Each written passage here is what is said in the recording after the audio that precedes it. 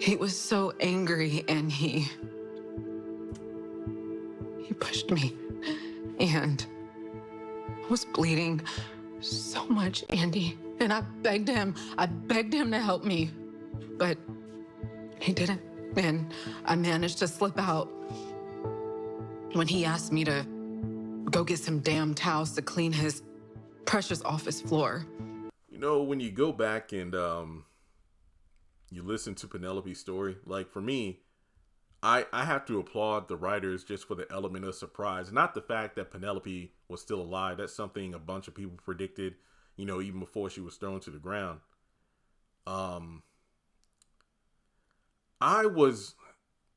couldn't make sense of her story. Now, correct me if I'm wrong, but even though I took notes and then I recited the story during the live stream last night. So Penelope was thrown hard to the ground. And Gary just kind of belittled her by saying, crawl out of here, get some towels, and clean my damn floor. Basically, you know, yeah, he wanted me to get some towels to clean up the mess out of his precious little office. So I slipped out. And I'm just thinking, how in the world does that make sense? It doesn't make sense to me. I feel like the writing could have been I like the idea that fans had that cleaning crew that Gary hired. Maybe they were kind of tipped off by the feds and they were working with, you know, them undercover. So they, quote unquote, disposed of the body. But in actuality, they took Penelope, you know, somewhere safe for her to get the proper medical attention. And then she was put into witness protection, that kind of thing. But apparently that's not what happened. Penelope somehow turned into a superwoman and managed to make it out of there alive. Yes, she lost her baby, but that was a lot of blood. I mean, did she catch? How did she go to the hospital or something? This woman, if you go back to the scene, it's like a blimp, not a balloon, but like a blimp full of blood just burst onto the floor. And we're supposed to believe Penelope just scuffled on out of there. Not to be morbid about this, but you're telling me she didn't leave like a blood trail all the way to, let's say, the elevator, or, you know, I don't know. I mean, her being alive makes sense, but her story recounting the details, I feel like there are a lot of steps in in this recipe of a storyline that just don't add up, you know? It doesn't. I mean, did she call the feds to pick? How did she get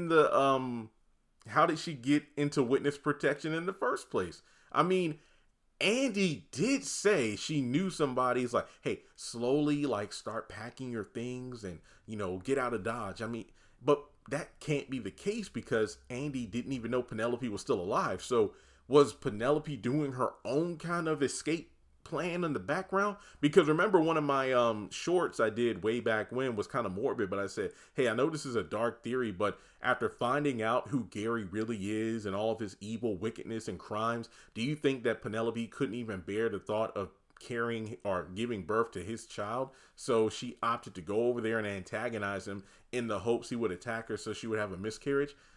But no, she's vengeful that this baby's dead. So I just feel like I get it. The writers tried to pull one over on us with the shock factors and whatnot, but it's just not adding up to me. This isn't adding up to me. The story just doesn't make sense. And for Gary to be that careless about it is just really stupid. I did a video recently about Gary's plan doesn't make any sense in regards to, wait, so Jordan's life is going to be on the line and Andy has to marry him and he's going to propose in front of everybody at the baby shower without expecting any of the other characters to react to this or do their own investigation.